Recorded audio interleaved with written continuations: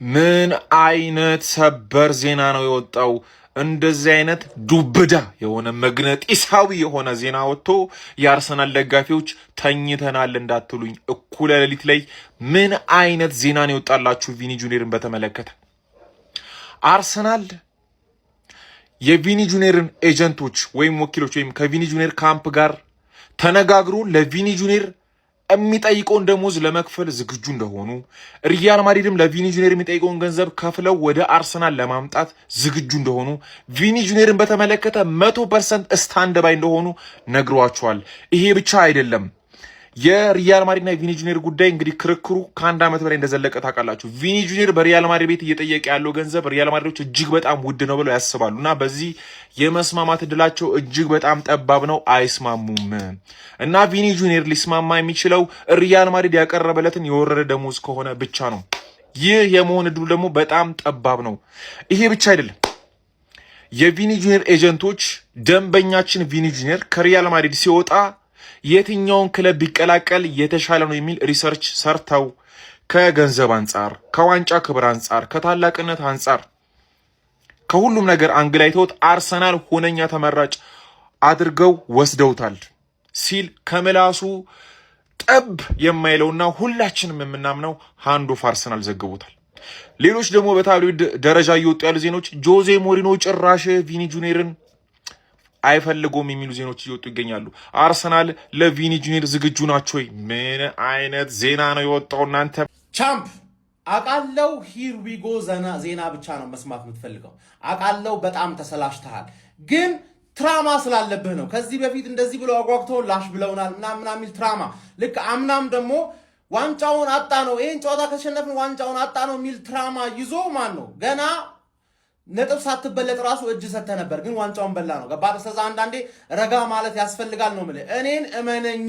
ገባህ?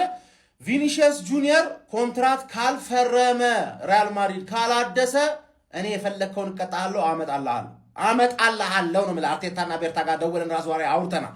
ክሮንኪዎች ራሱ ነው የደወሉልኝ። ገባህ?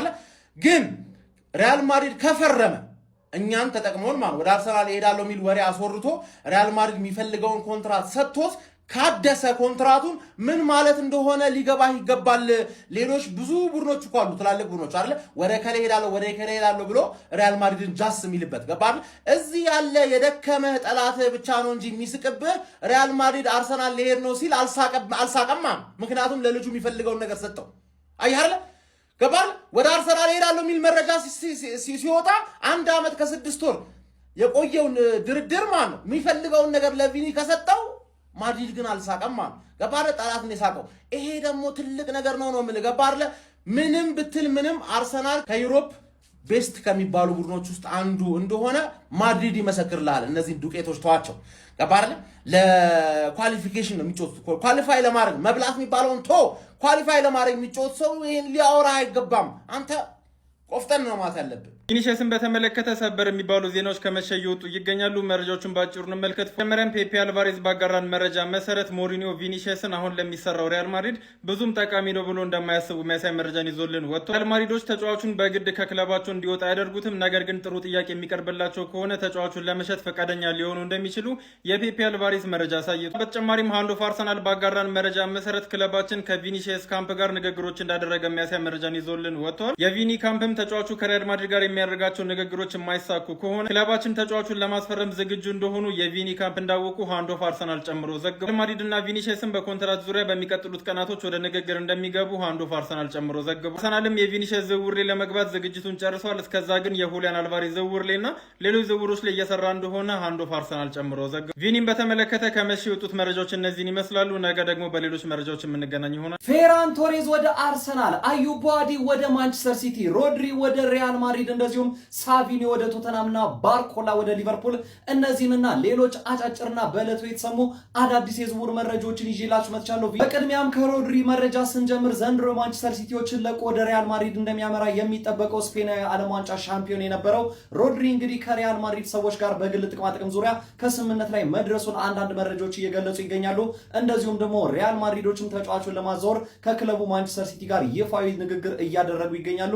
ሪያል ማድሪዶች ለተጫዋቹ የሚጠየቀውን እስከ 67 ሚሊዮን እንኳን ይከፍላሉ ተብሎ ባይጠበቅም ነገር ግን እስከ 50 ሚሊዮን በሚደርስ የዝውውር ሂሳብ ተጫዋቹን የግላቸው ለማድረግ እንቅስቃሴ እያደረጉ ይገኛሉ። ከዚሁ ከማንቸስተር ሲቲ ቤት ሳንወጣ የ19 ዓመቱን ሞሮካዊ በዓለም ዋንጫ አስደናቂ ብቃቱን ያሳየን የሊሉን አማካይ አዩብ ቡአዲን ማንቸስተር ሲቲዎች የሮድሪ ተተኪ በማድረግ ለማስፈረም እንቅስቃሴ እያደረጉ ይገኛሉ። ከየትኛውም የአውሮፓ ክለብም እንግዲህ ዝውውሩን ከፊት እየመሩ እንደሚገኙ መረጃዎች አመላክቷል። በተጨማሪም ሌላኛው የማንቸስተር ሲቲ የክንፍ አጥቂ የሆነው ሳቪኒዮም እንግዲህ የልቀቁኝ ጥያቄ ለክለቡ ማንቸስተር ሲቲ በይፋ አቅርቧል። ካለፈው የዝውውር መስኮት ጀምሮ ይህንን ተጫዋች ለማስፈረም ከፍተኛ ፍላጎት እያሳዩ የሚገኙት የለንደን ክለቡ ቶተንሃም ታዲያ የተጫዋቹን መዘወር እንደዚሁ ጠንክሮ እየሰራበት ይገኛል። ተጫዋቹ በግልጽም ቶተንሃምን መቀላቀል እንደሚፈልግ ለክለቡ አሳውቋል። አርሰናል፣ ፒኤስጂ እና ሊቨርፑልን ጨምሮ በበርካታ ታላላቅ የአውሮፓ ክለቦች አይን ላይ የወደቀው የበርንማውዝ የክንፍ አጥቂ ወጣቱ ፈረንሳዊ ኤላይ ክሩፒም ባጋጠመው የሜታታርሳል የአጥንት መሰንጠቅ ጉዳት ምክንያት ለሚቀጥሉት 3 እስከ 4 ወራት ሰርጀሪ አድርጎ ወደ ሜዳ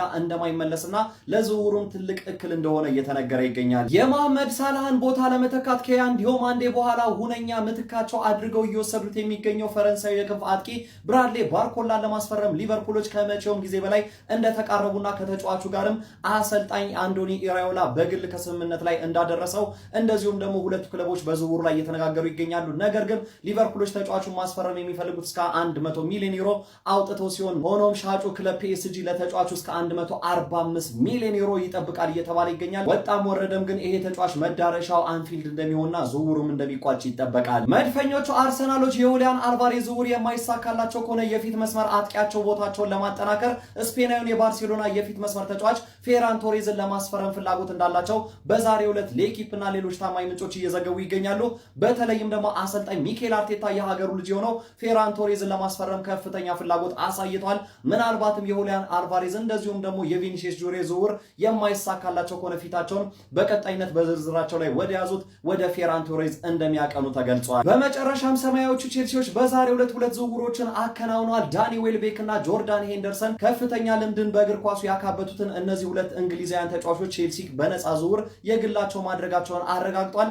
ለማንኛውም በዛሬው ዕለት የተሰሙ አጫጭርና ታማኝነት ያላቸው የዝውውር መረጃዎች እነዚህን ይመስላሉ። ከነዚህ ዝውውር መካከል የትኛው ተጫዋች የትኛውን ክለብ የሚቀላቀል ይመስላችኋል? ሀሳብ አስተያየታችሁን ኮሜንት ሴክሽን ላይ ያጋሩኝ።